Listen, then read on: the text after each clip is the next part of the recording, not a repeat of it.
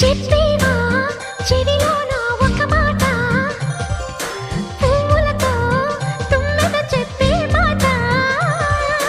నీ చిరునవ్వు సాక్షిగా తాజ్ మహల్ నాదట, నీ పెదవంచు సాక్షిగా షాజహాను నేనట. నీ తీయని ప్రేమకి నా పెదవే నజరానా, నీ పైటకి నేనిక బానిసనే నెరజాడా.